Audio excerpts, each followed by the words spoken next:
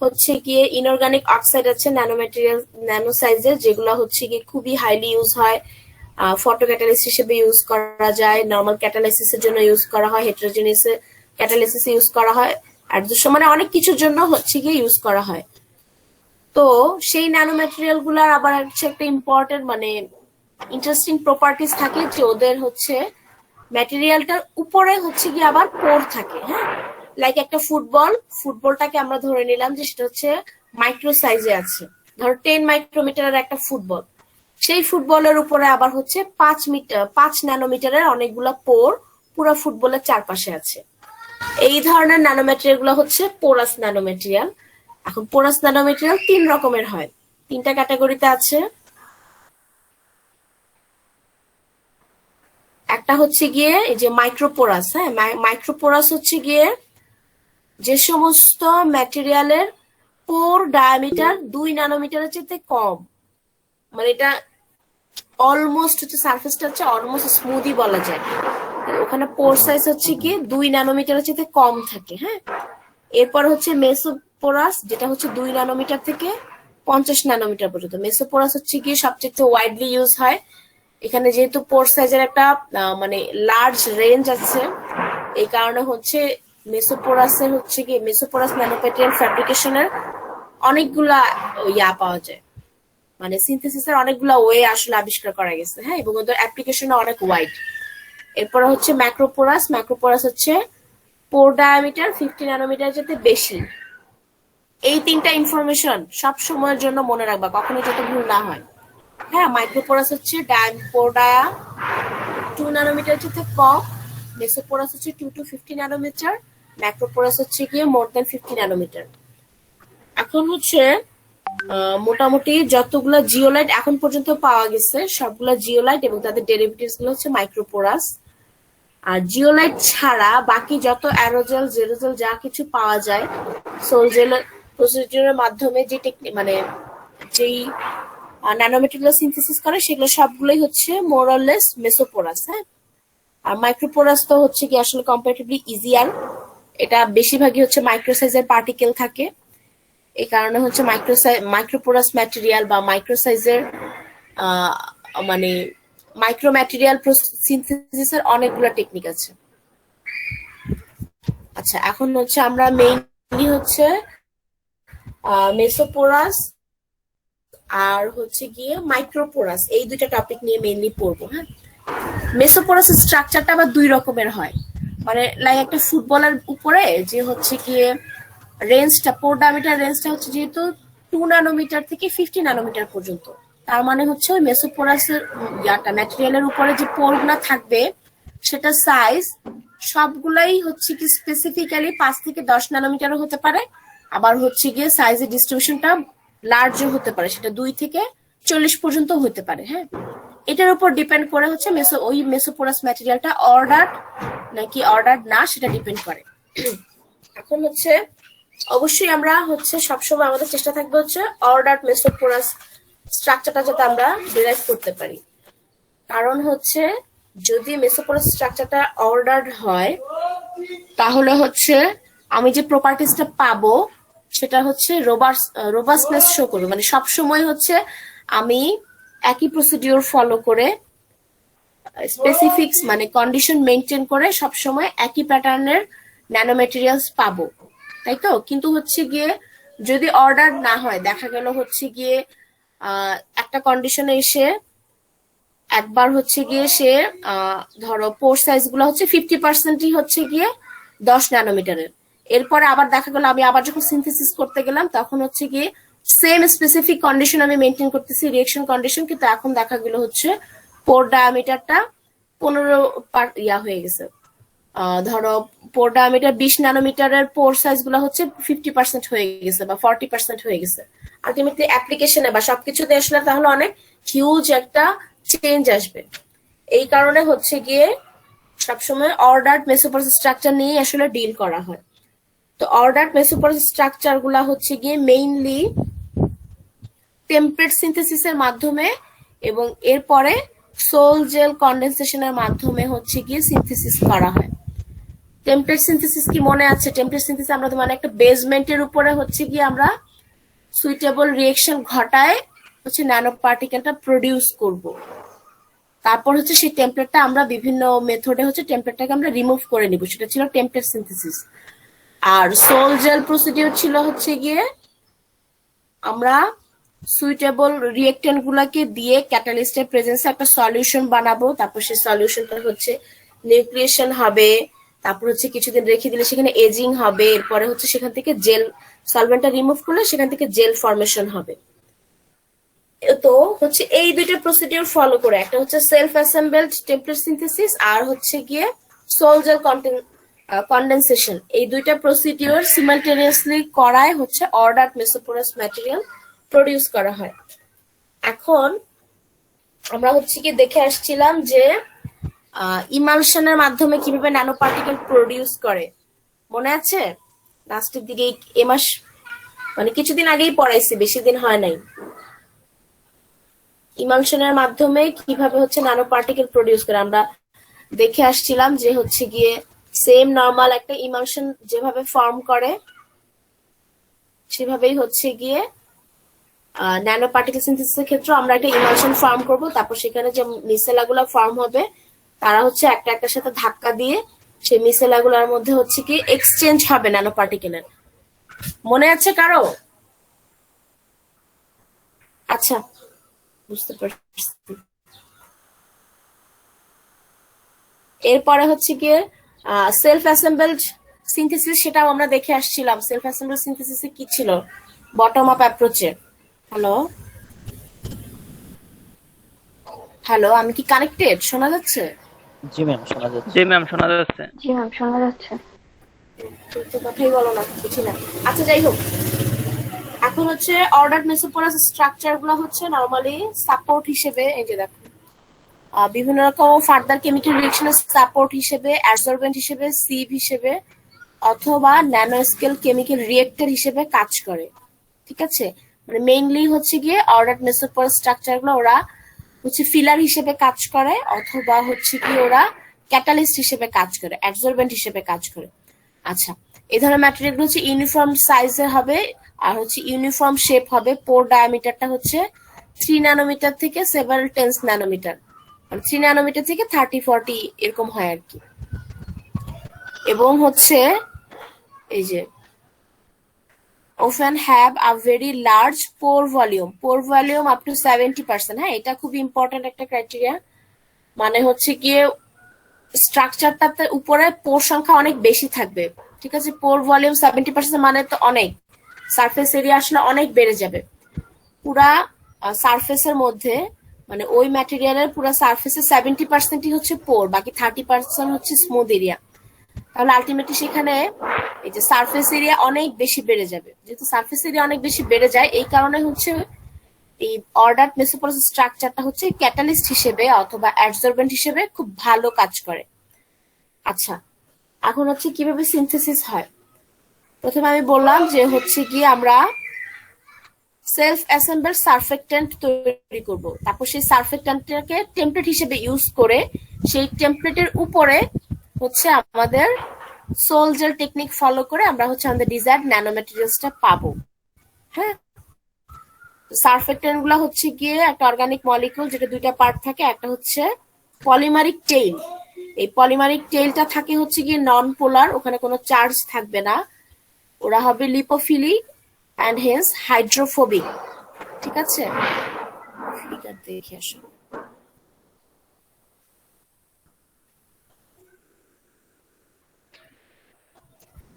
এই যে এখানে দেখো, এগুলো হচ্ছে একটা সারফেক্টেন্ট যেটাতে হচ্ছে হাইড্রোফোবিক টেইল, পলিমারিক টেইল যেটা হচ্ছে হাইড্রোফোবিক হবে। এরপরে হচ্ছে আরেকটা পার্ট থাকবে, সেটা হচ্ছে গিয়ে হাইড্রোফিলিক। এই হাইড্রোফিলিক হেডটা হচ্ছে গিয়ে পজিটিভলি চার্জড হবে এবং ওরা নেগেটিভলি চার্জ হবে এবং ওরা হচ্ছে গিয়ে সলভেন্টের সাথে বা সলভেন্টের OH গ্রুপের সাথে অথবা H গ্রুপের সাথে ইন্টারাকশন করবে। এর আগে হচ্ছে পলিমারিক টেলটা হচ্ছে গিয়ে নন পোলার ছিল, কিন্তু হচ্ছে গিয়ে হাইড্রোফিলিক হেডটা হচ্ছে পোলার হবে। আচ্ছা, এখন হচ্ছে এই যে সারফেক্টেন্টের এই যে স্ট্রাকচারটা, মানে দুইটা পার্টের যে স্ট্রাকচারটা থাকে, এই কারণে হচ্ছে গিয়ে সারফেক্টেন্টটাকে যখন আমরা কোনো একটা সলিউশনে ইউজ করব বা কোনো একটা সলিউশনে যখন একটু একটু করে অ্যাড করব, বা হচ্ছে গিয়ে সলভেন্টে যখন আমরা একটু একটু করে অ্যাড করব, তখন হচ্ছে গিয়ে ওই সলভেন্টের সারফেস এনার্জি একটু একটু করে কমবে।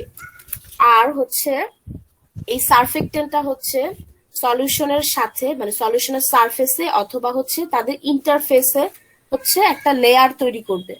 অবশ্যই হচ্ছে গিয়ে এই যে ইয়া পার্টটা, হাইড্রোফিলিক হেড যেটা থাকবে, এই যে পোলার পার্টটা থাকবে, সেটা হচ্ছে গিয়ে ইয়ার ভিতর থাকবে, মানে ইন্টারফেসের সাথে রিয়েকশন করবে। আর হচ্ছে টেলটা হচ্ছে ইন্টারফেস থেকে যত দূরে থাকা পসিবল, কারণ হচ্ছে গিয়ে অবশ্যই সলভেন্টের সারফেসে হচ্ছে গিয়ে আমাদের চার্জ থাকবে।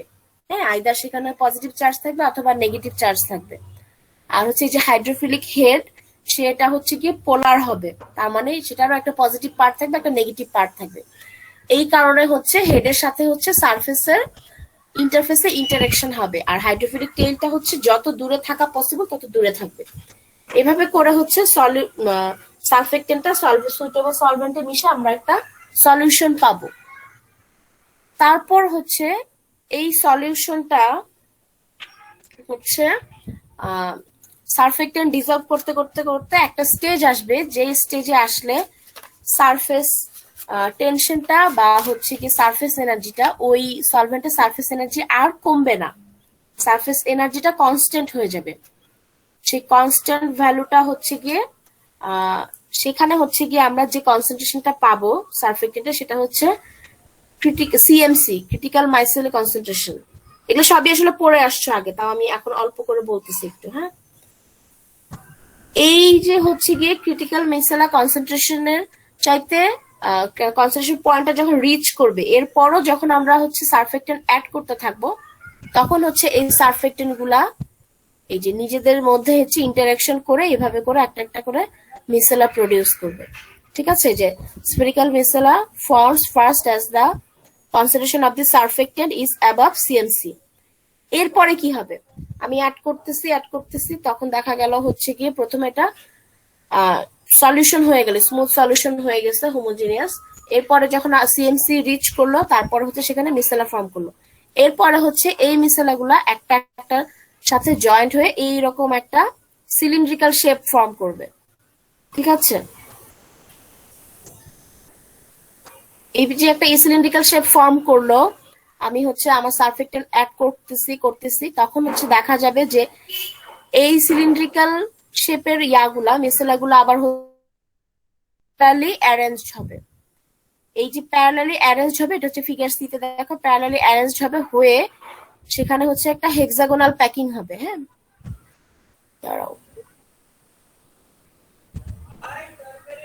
এই যে দেখো, এই ফিগারটা দেখলে বোঝা যাবে। এখানে দেখো সিলিন্ডার প্রথম হচ্ছে কি সিলিন্ড্রিক্যাল শেপে আসলো, তারপর সিলিন্ড্রিক্যাল শেপগুলো নিজেদের কাছাকাছি এসে প্যারালালি অ্যারেঞ্জ হয়ে তারপর হচ্ছে যেখানে একটা হেক্সাগোনাল প্যাকিং হবে।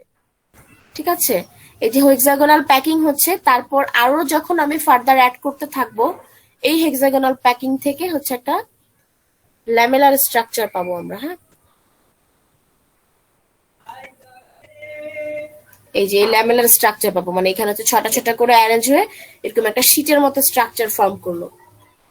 ঠিক আছে, এখন হচ্ছে এইটুকু হচ্ছে গিয়ে ইমালশন প্রসেস, বা ইমালশন প্রসেসের মাধ্যমে কিভাবে ন্যানো পার্টিকেল সিনথেসিস হচ্ছে। এখন আমরা যখন অর্ডার্ড মেসোপোরাস স্ট্রাকচার পেতে চাইবো, তখন কি হবে? অর্ডার্ড মেসোপোরাস স্ট্রাকচার যখন আমরা চাইবো, তখন হচ্ছে আমরা কোন একটা সুইটেবল সলভেন্টে এই যে মিসেলা দিব, এটার সাথে হচ্ছে আমি যেই নরমালি হচ্ছে মেটাল অক্সাইড গুলা হচ্ছে কি মেসোপোরাস হয়, তো আমি যে মেটাল অক্সাইডের ন্যানো ম্যাটেরিয়ালস প্রডিউস করতে চাই সেটাকে প্রিকারসর হিসেবে দিব। এর সাথে হচ্ছে সুইটেবল ক্যাটালিস্ট অ্যাড করব। সুইটেবল ক্যাটালিস্ট অ্যাড করার পরে তখন দেখা যাবে হচ্ছে, নিচের ফিগারটা দেখলে বোঝা যাবে, এখানে দেখো এটা হচ্ছে গিয়ে আমাদের যে সারফেক্টেন্ট, যেটা হচ্ছে কি টেমপ্লেট হিসেবে কাজ করতেছে। হ্যাঁ, আর এগুলা হচ্ছে গিয়ে আমাদের মেটালিক প্রিকারসর। এই মেটালিক প্রিকারসর গুলা হচ্ছে গিয়ে সিমালটেনিয়াসলি এখানে হচ্ছে গিয়ে ফর্ম করতেছে, এই যে হেক্সাগোনাল স্ট্রাকচার বা হেক্সাগোনাল প্যাকিং হচ্ছে, সিমালটেনিয়াসলি হচ্ছে গিয়ে এখানে এই যে মেটাল প্রিকারসর গুলা থাকতেছে, মেটাল প্রিকারসর গুলা ক্যাটালিস্টের প্রেজেন্সে হচ্ছে গিয়ে হাইড্রোলাইসিস এবং কনডেনসেশন রিয়েকশন করতেছে। মানে হচ্ছে গিয়ে টেম্পলেট সিনথেসিসও হচ্ছে, at the same time sol gel সিনথেসিসও হচ্ছে। ঠিক আছে, তারপর হচ্ছে গিয়ে সোল জেল সিনথেসিস হয়ে দেখা যাবে হচ্ছে এই টেমপ্লেটের উপরে বা হচ্ছে গিয়ে কি বলে এই সারফেক্টেন্টের উপরে হচ্ছে গিয়ে এই যে আমাদের সিলিকা SiO2 সিলিকার হচ্ছে গিয়ে ন্যানো পার্টিকেল সিনথেসিস হয়ে যাবে। এখন তারপর যখন আমি ফার্দার যখন হচ্ছে মানে এই যে এটা চারপাশ দিয়ে ধরো হচ্ছে কি সিলিকাটা এসে জয়েন হলো, ঠিক আছে, তারপর এখন এখানে তো তুমি একটা দেখতেছো, কিন্তু আসলে তো স্ট্রাকচারটা হচ্ছে গিয়ে এরকম একটা ল্যামেলা শেপ, মানে এরকম অনেকগুলো একটার পর একটা আছে, তার মানে মাঝখানে মাঝখানে হচ্ছে গিয়ে আমাদের সিলিকা পার্টিকেল গুলো পাচ্ছি। তো ফার্দার মানে একদম লাস্ট স্টেজে এসে যখন আমি হচ্ছে সারফেক্টেন্টটাকে রিমুভ করে ফেলবো, তখন আসলে ফাইনালি যে আমি সিলিকাটা পাবো সেটা পোরাস সিলিকা হবে না। বুঝতে পারতেছ? হ্যালো,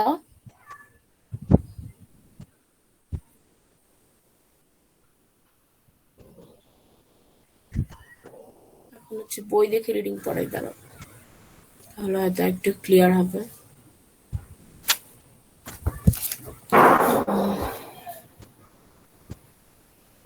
এখানে দেখো এই যে hydrophilic heads inside the aqueous solution and away from the non polar solution or air.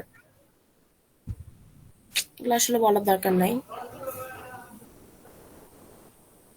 আচ্ছা, এখান থেকে দেখো সিএমসি পয়েন্ট রিচ করার পরে সেখানে মিসেলা ফর্মেশন স্টার্ট হয়ে যাবে। The initial micelles are spherical and individually dispersed in the solution, individually disperse থাকবে, and then would transfer to a cylindrical rod shape with further increased surface surfactant concentration। আরো যখন concentration বাড়াবো তখন সেখানে cylindrical rod shape আসবে।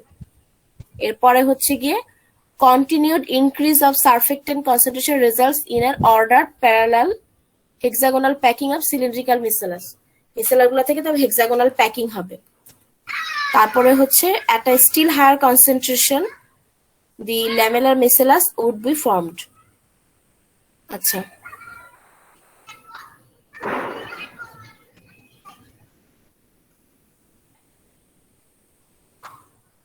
এখানে হচ্ছে গিয়ে দেখো এই এতটুকু পর্যন্ত হচ্ছে গিয়ে টেমপ্লেট সিনথেসিসের জন্য বা সারফেক্টেন্ট থেকে আসলে আমরা কিভাবে ইমালশনটা পাচ্ছি সেটুকুই। হ্যাঁ, এখান থেকে যে the process is conceptually straightforward, এখান থেকে হচ্ছে গিয়ে মেসোপোরাস ম্যাটেরিয়াল কিভাবে প্রডিউস করে সিনথেসিস করে সেই টেকনিকটা বলা আছে। এখানে হচ্ছে surfactants with a certain molecule length are dissolved into a polar solvent with a concentration exceeding its CMC, mostly at a concentration at which hexagonal or cubic packing of a cylindrical micellus is formed. At the same time, the precursors for the formation of desired oxide are also dissolved and together with other necessary chemicals such as catalyst. Catalyst দিব, তারপর হচ্ছে প্রিকারসর দিব, আর হচ্ছে কি আমাদের সারফেক্টেন্টটা দিব।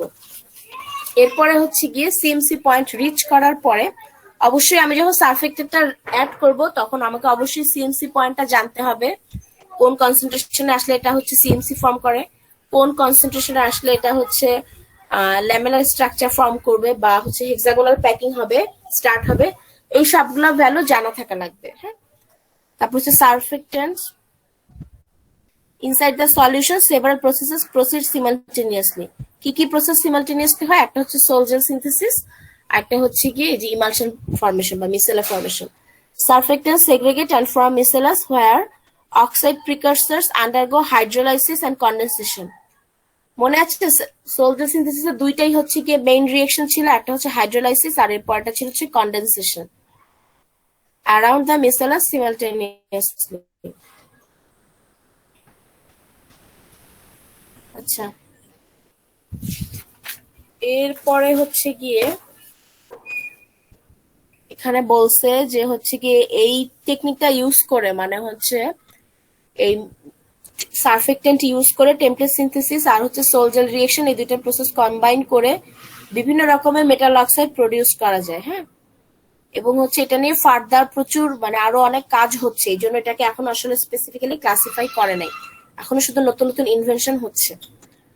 তো হচ্ছে এই প্রসিডিউরটা বা এই টেকনিকটা ফলো করে হচ্ছে গিয়ে কমপ্লেক্স মেটাল অক্সাইড পাওয়া যায়, যাদেরকে মিক্স মেটাল অক্সাইডও বলে। এবং এই মিক্স মেটাল অক্সাইড বা কমপ্লেক্স মেটাল অক্সাইডের সবচাইতে ইম্পর্টেন্ট অ্যাপ্লিকেশন হচ্ছে গিয়ে হেটেরোজেনিয়াস ক্যাটালাইসিস। হ্যাঁ, হেটেরোজেনিয়াস ক্যাটালাইসিসের মাধ্যমে হচ্ছে গিয়ে সেমিকন্ডাক্টর হিসেবে এটার ইউজ অনেক বেড়ে গেছে। তারপরে হচ্ছে কি সেমিকন্ডাক্টরের জন্য অনেক ইউজ করে, তারপরে ফটো ক্যাটালিস্টের জন্য প্রচুর ইউজ করে, ফটো ভোল্টাইক্স এর জন্য খুব ইউজ হয়। এখন ফটো ক্যাটালিস্টের জন্য মেইনলি যে ইউজ হয় অ্যালুমিনা, টাইটানিয়া বা হচ্ছে কি জিঙ্ক অক্সাইড, সবগুলো আসলে সিনথেটিক টেকনিক অনেকগুলো আছে, কিন্তু ফটোভোল্টাইক নিয়ে আসলে হচ্ছে কি অনেক ডিটেলস এখনো কাজ হয় নাই। কিন্তু আচ্ছা ফটোভোল্টাইক কি জানো? হ্যালো হ্যালো না ম্যাম। না ম্যাম।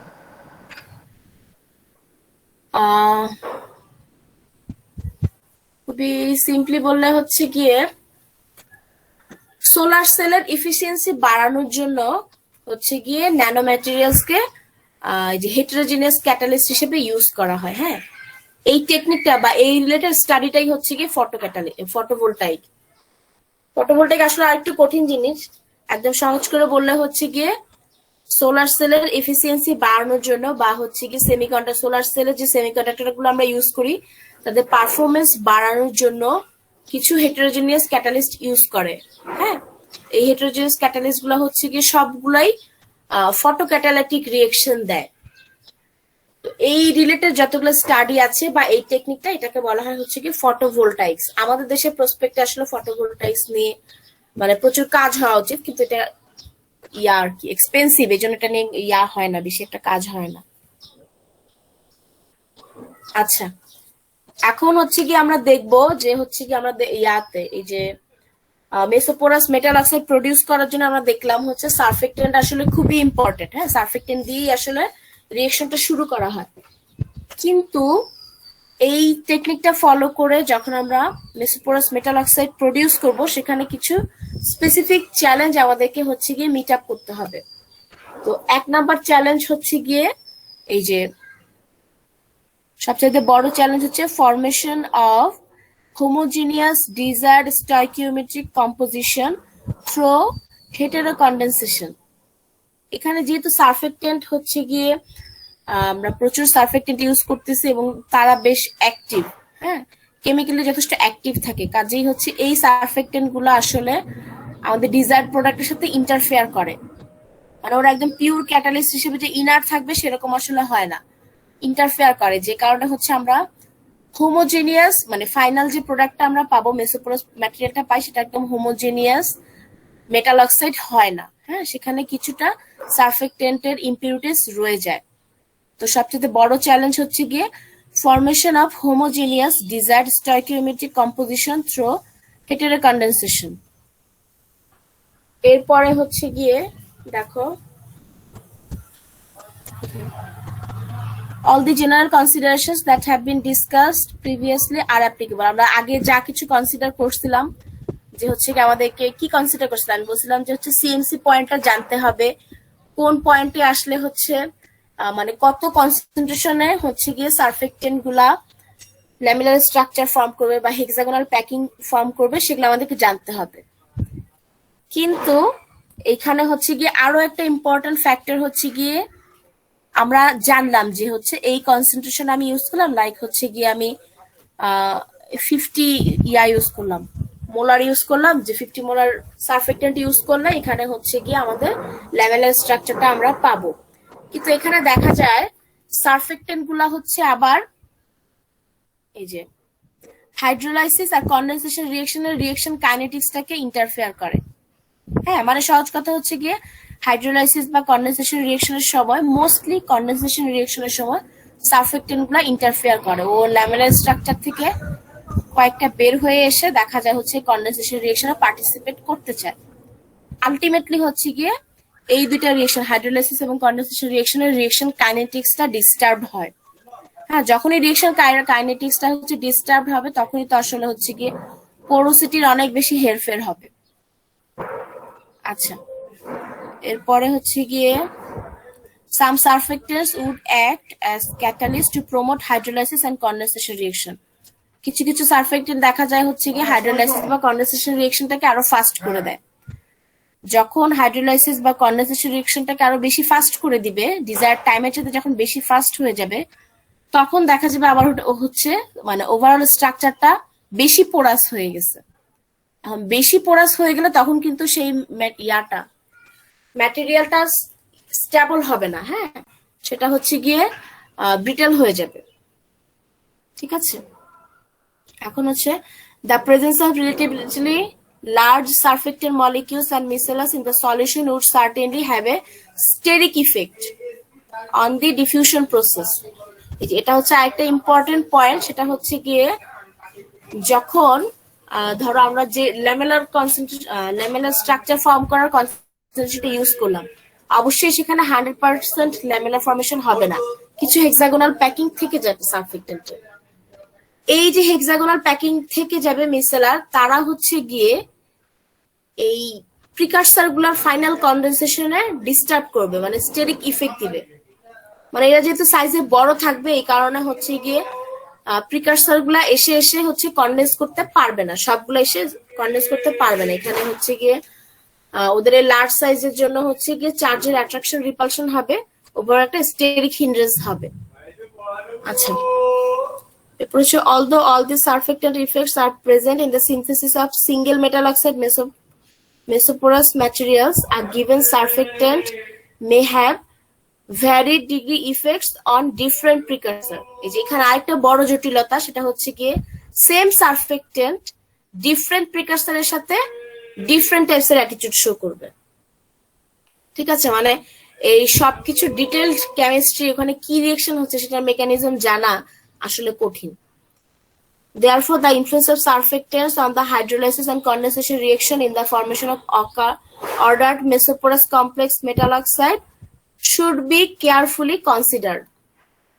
এই যে এই পুরা ডিসকাশনটা, হ্যাঁ, এটা খুব ভালো মতো পড়বা, যে হচ্ছে মেসোপোরাস মেটাল অক্সাইড সিনথেসিসের ক্ষেত্রে সারফেক্টেন্টের ইম্প্যাক্টটা কি। ঠিক আছে, এখন হচ্ছে গিয়ে এখানে একটা এক্সাম্পল দিয়ে, এটা লাগবে না।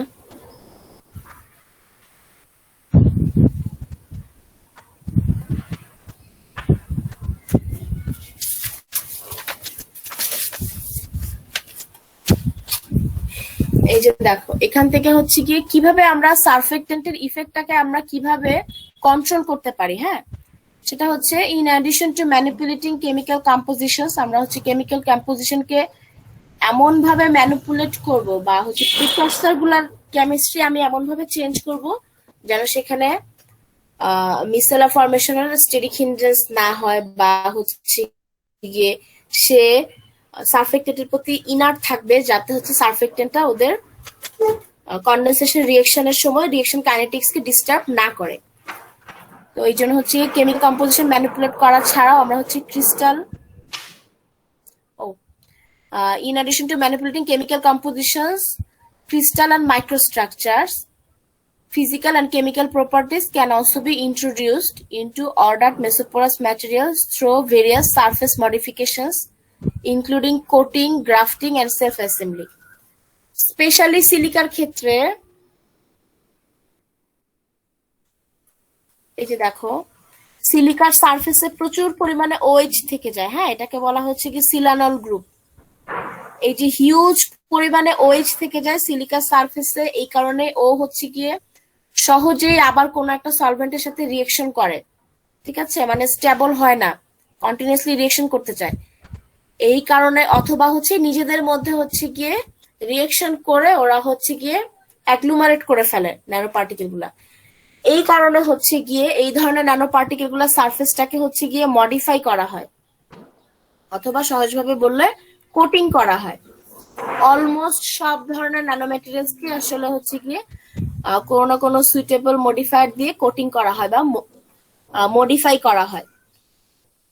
আচ্ছা, তাহলে হচ্ছে আমরা প্রিকারসরের কেমিক্যাল কম্পোজিশন, ক্রিস্টাল অথবা মাইক্রোস্ট্রাকচার চেঞ্জ করার পাশাপাশি হচ্ছে গিয়ে আমরা সেই প্রিকারসরের ফিজিক্যাল এবং কেমিক্যাল প্রপার্টিসটাকে চেঞ্জ করতে পারি সারফেস মডিফিকেশনের মাধ্যমে।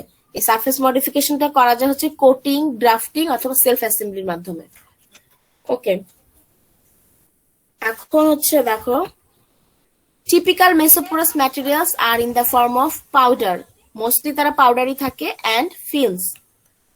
তারপরে হচ্ছে bulk mesoporous materials comprise a collection of macroscopically sized grains that, বুঝতে পারছো এখানে কি বলছে? বাল্ক মেসোপোরাস ম্যাটেরিয়ালস গুলা হচ্ছে গিয়ে সবসময় হচ্ছে এই যে আমি বললাম অ্যাগ্লুমারেট করে থাকে, এই যে অ্যাগ্লুমারেট করে ওরা হচ্ছে ম্যাক্রোস্কোপিক সাইজে চলে যায়। এই ম্যাক্রোস্কোপিক গ্রেইন গুলা হচ্ছে গিয়ে সেভারাল 100 মাইক্রোমিটার পর্যন্ত হয়।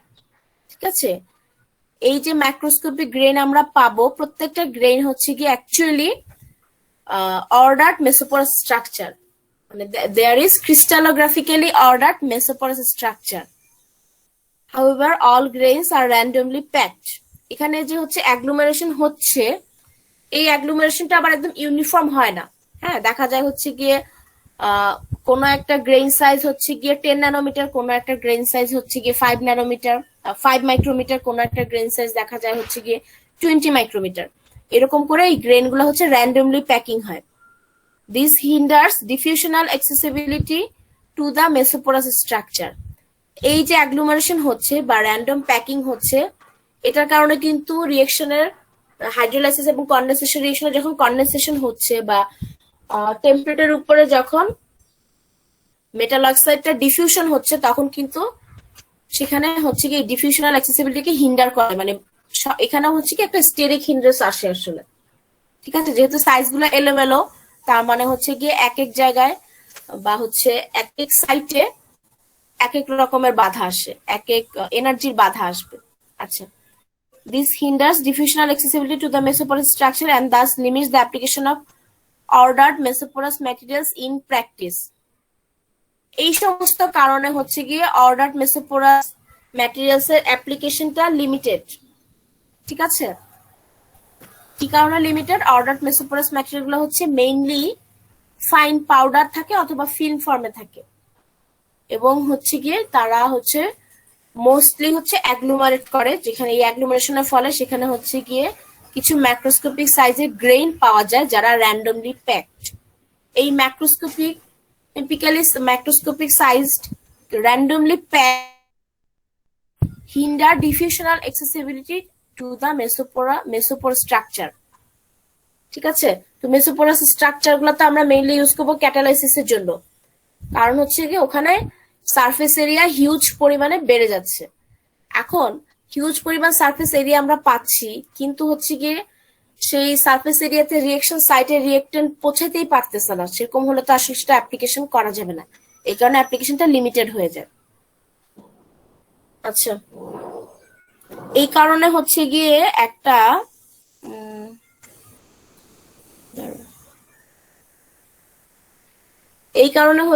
একটা সলিউশন, মানে হচ্ছে কি একটা হতে পারে টেন্টেটিভ সলিউশন হতে পারে এরকম একটা অ্যাপ্রোচ হচ্ছে গিয়ে এই সারফেসটার উপরে, মানে মেসোপোরাস যে ম্যাটেরিয়ালটা আমরা পাচ্ছি সেটার উপরে যে পোরগুলা হচ্ছে, সেই পোরগুলা যেন প্যারালাল অ্যালাইনমেন্টে থাকে। ঠিক আছে, সারফেসের সাথে যেন ওরা প্যারালাল অ্যালাইনমেন্টে থাকে, অথবা হচ্ছে গিয়ে তারা পারপেন্ডিকুলার অ্যালাইনমেন্টে থাকে। এখন আমাকে বলো যে সারফেসের উপরে যে পোরগুলা থাকবে ওরা যদি প্যারালাল থাকে তাহলে বেটার হবে নাকি পারপেন্ডিকুলার থাকে তাহলে বেটার হবে? আমি যে ম্যাটেরিয়ালটা পাচ্ছি, ন্যানো ম্যাটেরিয়ালটা, তার সারফেসে যে পোরগুলা থাকবে সেটা যদি সারফেসের সাথে প্যারালাল হয় তাহলে কি রিয়েকশনটা ভালো হবে? মানে রিয়েকশনের নাম্বার অফ রিয়েকশন বেড়ে যাবে, রিয়েকশন সাইড বেড়ে যাবে, নাকি পারপেন্ডিকুলার হলে বেড়ে যাবে?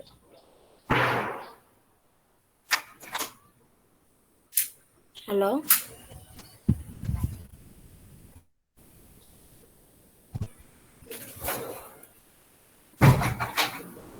কেউ বলতে পারবা না? আচ্ছা, ধরো একটা ফুটবল, তার সারফেসে হচ্ছে গিয়ে আমি ফুটা করে দিলাম, অসংখ্য ফুটা করে দিলাম। এই যে ফুটা করে দিলাম, এই কারণে হচ্ছে গিয়ে ফুটবলটাকে যখন আমি ধরো আমি ফুটবলটাকে বালুর মধ্যে ডুবাই দিলাম, ফুটবলটা যদি ভিজা থাকে তাহলে হচ্ছে যতটুকু বালু ফুটবলের চারপাশে লেগে যাবে, যদি ফুটবলের চারপাশে প্রচুর পরিমাণে অসংখ্য পোর থাকে তাহলে আরো বেশি পরিমাণে বালুর সাথে তার বাইন্ডিংটা হবে, তার মানে আলটিমেটলি রিয়েকশন সাইডটা বেড়ে যাবে। তাই তো? এটুকু ক্লিয়ার? জি ম্যাম। এখন পোরগুলা যদি প্যারালাল হয়, হুম, পোরগুলা যদি প্যারালাল হয় তাহলে দেখা যাবে হচ্ছে গিয়ে যেহেতু আমরা রিয়েকশনটাকে মানে সিনথেসিস রিয়েকশনটাকে 100% কন্ট্রোল করতে পারি না, দেখা যাবে পোরটা ডান সাইড থেকে শুরু হয়ে প্যারালালি গিয়ে বাম সাইড দিয়ে বের হয়ে গেছে। মানে আলটিমেটলি হচ্ছে পোরাস স্ট্রাকচারটা রাউন্ড না হয়ে সেখানে হচ্ছে সেমি স্ফেয়ার তৈরি হয়ে গেল, তাই না? অথবা হচ্ছে গিয়ে দেখা গেল যে সেমি স্ফেয়ার হয় নাই, কিন্তু হচ্ছে গিয়ে প্যারালাল পোর গুলা প্রডিউস হচ্ছে, সেটা হচ্ছে একটা খুব ভিতরে চলে গেছে আর একটা হচ্ছে সামান্য ভিতরে চলে গেছে, ইউনিফর্ম হয় নাই। আলটিমেটলি দেখা যাবে হচ্ছে যেটা খুব ভিতরে চলে গেছে সেটার একদম ভিতর কোর পর্যন্ত হচ্ছে গিয়ে দেখা গেল রিয়েক্টেন্টটা ওই রিয়েকশন সাইডে পৌঁছাতেই পারতেছে না। এই কারণে হচ্ছে গিয়ে পোরগুলা যদি পারপেন্ডিকুলার হয়, সারফেসের সাথে যদি পারপেন্ডিকুলার হয়, মানে হচ্ছে কি একটা ডেফিনিট লেন্থ পরে যদি ডেড এন্ড হয়, তাহলে হচ্ছে সেটা ওই মেসোপোরাস ম্যাটেরিয়ালের ক্যাটালাইটিক প্রপার্টি অনেক বেশি পরিমাণে ইনক্রিজ করবে। হ্যাঁ, তো এই কারণে হচ্ছে মেসোপোরাস ম্যাটেরিয়ালের ক্যাটালাইটিক প্রপার্টি অ্যাপ্লিকেশনটা বাড়ানোর জন্য হচ্ছে গিয়ে একটা খুবই ইম্পর্টেন্ট অ্যাপ্রোচ হচ্ছে গিয়ে achieving the alignment of mesoporous silica perpendicular to the surface. ঠিক আছে, এটা করা আসলে কঠিন, কিন্তু চেষ্টা করতেছে হচ্ছে কি এভাবেই যেন পারা যায়। সবগুলা মেসোপোরাসের ক্ষেত্রে, মেসোপোরাস ন্যানোম্যাটেরিয়ালস এর ক্ষেত্রেই পোর গুলা যেন পারপেন্ডিকুলার অ্যালাইনমেন্টে থাকে। আচ্ছা, এরপরে হচ্ছে র্যান্ডম মেসোপোরাস স্ট্রাকচার। এতক্ষণ দেখে আসছি অর্ডার, এখন হচ্ছে র্যান্ডম মেসোপোরাস স্ট্রাকচার করতে পারি আমরা। এতক্ষণ দেখে আসছি সোল জেল প্রসেসের মাধ্যমে, এছাড়া হচ্ছে আমরা লিচিং এর মাধ্যমে করতে পারি, অ্যানোডিক অক্সিডেশনের মাধ্যমে করতে পারি, তারপর হচ্ছে রেডিয়েশন ট্র্যাক ইচিং এর মাধ্যমে করতে পারি। লিচিং মানে কি? লিচিং হচ্ছে একটা, বলো, লিচিং পড়ে আসছো না তোমরা? লিচিং হচ্ছে একটা সলিড লিকুইড সেপারেশন টেকনিক, না sorry, solid gas separation technique, যেখানে হচ্ছে কি আমরা একটা লিকুইডকে ফ্লো করে মানে কোনো একটা সলভেন্ট ইউজ করে গ্যাস পার্টিকেল গুলাকে সেপারেট করে নিয়ে আসে সলিড পার্টিকেল থেকে। তো এইভাবে হচ্ছে লিচিং এর মাধ্যমে আমরা সুইটেবল সলভেন্ট ইউজ করে হচ্ছে গিয়ে ন্যানো পার্টিকেল প্রডিউস করতে পারি, যারা হচ্ছে কি মেসোপোরাস স্ট্রাকচারে থাকে। ওই সলিডটা মেসোপোরাস স্ট্রাকচারে চলে আসে। এরপরে হচ্ছে অ্যানোডিক অক্সিডেশন, এটা তো নরমাল ইলেকট্রোপ্লেটিং টাইপসেরই হবে। আর রেডিয়েশন ট্র্যাক ইচিং, এটা ওই যে টেমপ্লেট সিনথেসিসে হচ্ছে কি ওখানে আমি পড়াইছিলাম মনে হয়, ইলেকট্রোলেস ইচিং, রেডিয়েশন ট্র্যাক ইচিং। মানে হচ্ছে আমি রেডিয়েশন অ্যাপ্লাই করে হচ্ছে গিয়ে কোন একটা নর্মাল ম্যাটেরিয়ালস কে, নর্মাল হচ্ছে মাইক্রো সাইজের ম্যাটেরিয়াল বা ন্যানো সাইজের ম্যাটেরিয়ালের উপরে পোর ক্রিয়েট করব। এরপর হচ্ছে সোলজেল প্রসেসিং। সোলজেল প্রসেসিং এতক্ষণ দেখিয়ে আসছি সবগুলো। হ্যাঁ, এখন হচ্ছে গিয়ে এই যে সোলজার প্রসেসিং আমি করলাম, সেটাই হচ্ছে সবচেয়ে বেশি ইউজ হয়। সোলজার প্রসেসিং এর লাস্ট স্টেপ হচ্ছে গিয়ে ড্রাইং। হ্যাঁ, এখন সেই ড্রাইংটা কিভাবে করা যায়? অবশ্যই হচ্ছে আমি হিট দিয়ে দিয়ে হচ্ছে গিয়ে সলভেন্টটাকে রিমুভ করে ফেলতে পারি, অথবা আরেকটা টেকনিক হচ্ছে গিয়ে super critical drawing. Super critical কন্ডিশনে আমি হচ্ছে গিয়ে হিট দিয়ে ইয়া করতে পারবো, পার্টিকেল থেকে ন্যানো পার্টিকেল সিনথেসিস করতে পারবো। এখন এই যে ড্রাইং মেথডের উপর ডিপেন্ড করে হচ্ছে গিয়ে মেসোপোরাস স্ট্রাকচারটা র্যান্ডম অথবা হচ্ছে অর্ডার্ড হয়। হ্যাঁ, আচ্ছা এখানে দেখো, depending on the conditions applied for the removal of solvent during drawing, two types of mesoporous materials can be obtained. One is zero-gel. Zero-gel when solvents are removed under ambient conditions, মানে room টেম্পারেচারে বা room টেম্পারেচারে অল্প কিছু temperature বেশি increase করে যখন জেরোজেল produce করা হয়। Another one is aerogel, which refers to mesoporous material with very high porosity and surface area and is generally made with supercritical drying. এই যে জেরোজেল এবং অ্যারোজেল দুইটাই হচ্ছে খুবই পোরাস থাকে, তার মধ্যে জেরোজেলটা হচ্ছে অ্যাম্বিয়েন্ট কন্ডিশনে হচ্ছে ড্রাইং করা হয়। এই কারণে এখানে আসলে পোর সাইজ কম থাকে, ইরেগুলার থাকে এবং হচ্ছে পোরের পার্সেন্টেজও অনেক কম থাকে। কিন্তু জেরোজেলের ক্ষেত্রে হচ্ছে কি আমরা সুপার ক্রিটিক্যাল ড্রাইং ফলো করি, ড্রাইং কন্ডিশন ফলো করে এখানে হচ্ছে গিয়ে ইউনিফর্ম সাইজ এবং লার্জ সাইজের হচ্ছে মানে লার্জ নাম্বারের পোরাস স্ট্রাকচার আমরা পাবো। আচ্ছা,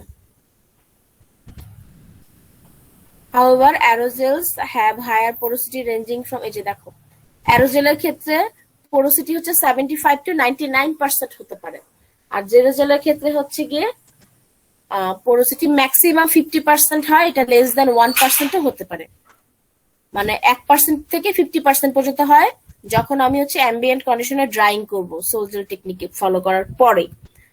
আর হচ্ছে যদি আমি super critical drawing condition follow করি তাহলে হচ্ছে গিয়ে অ্যারোজেল পাবো আমরা, যেটা হচ্ছে 75 to 99% পোরোসিটি থাকবে।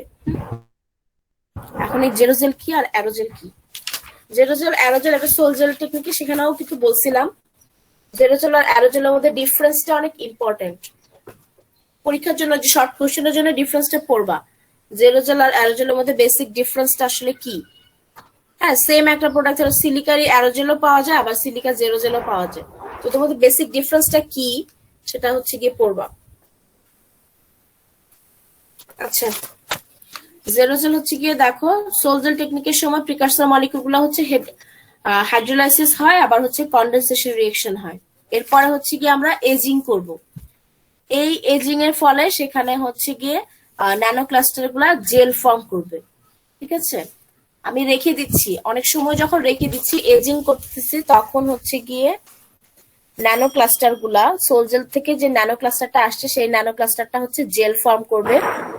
এই জেলটা হবে হচ্ছে গিয়ে 3 ডাইমেনশনাল এবং এখানে ইন্টারপেনিট্রেটেড নেটওয়ার্ক থাকবে, interpenetrated network of both solvent and solid.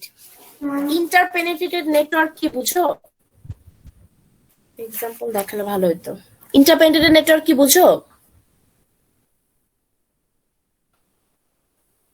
এখানে নাই, কোনো ফিগার দেওয়া নাই। হ্যালো,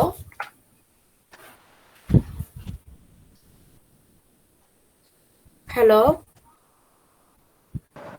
জি ম্যাম। আচ্ছা মাঝে মধ্যে একটু সাউন্ড করবো, আমি তো ভাবি হচ্ছে লাইন মনে হয় কেটে গেছে। আচ্ছা, ইন্টারপেনিট্রেটেড নেটওয়ার্ক হচ্ছে গিয়ে যে interpenetrated network of both solvent and solid. সলিডের মধ্যে বা জেলের মধ্যে হচ্ছে গিয়ে র্যান্ডমলি এবং হচ্ছে গিয়ে ইন্ট্রিনসিক্যালি হচ্ছে গিয়ে সলভেন্টটা ডিস্ট্রিবিউটেড থাকবে।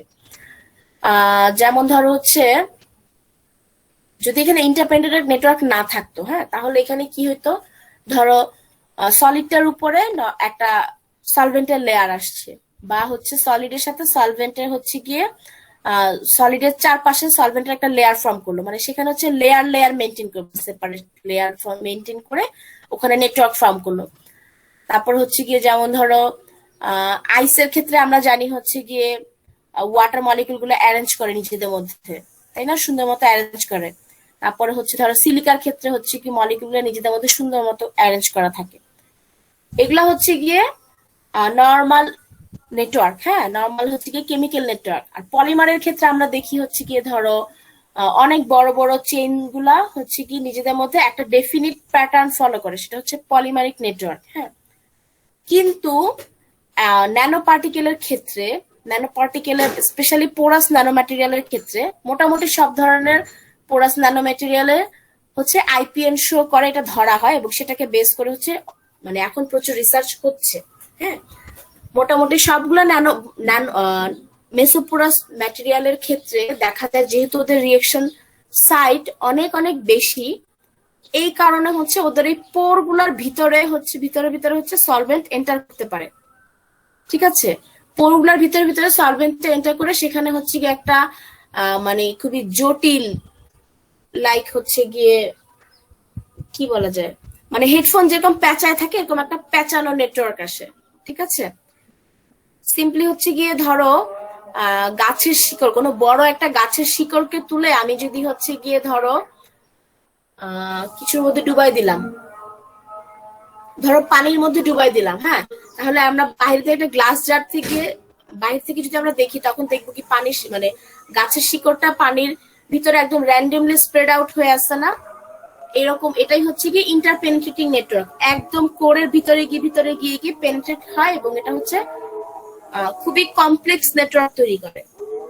ঠিক আছে, আচ্ছা এটা হচ্ছে একটা ইম্পর্টেন্ট পয়েন্ট যে হচ্ছে মেসোপোরাস ম্যাটেরিয়াল গুলা বেশিরভাগ সময় হচ্ছে ইন্টারপেনিট্রেটিং নেটওয়ার্ক প্রডিউস করে। আচ্ছা ম্যাম আজান দিয়ে, হ্যাঁ বলো। আজকে এ পর্যন্ত থাক ম্যাম। আচ্ছা আজকে আজকে এ পর্যন্ত থাকলে ভালো হয় ম্যাম, আজান দিয়ে ওয়ালাইকুম দিতে। আসসালাম ম্যাম, না আমাদের সময় হয়ে গেছে তো, আরাম দিচ্ছে। হ্যাঁ হ্যাঁ সেটাই বলতেছি, এত তাড়াতাড়ি মানে এত অল্প পড়ালাম আজকে। আচ্ছা ঠিক আছে, আজকে এত কম ছিল, মাত্র 21 জন। ম্যাম আরো ছিল ম্যাম, সব চলে গেছে ম্যাম, প্রায় 30 জন।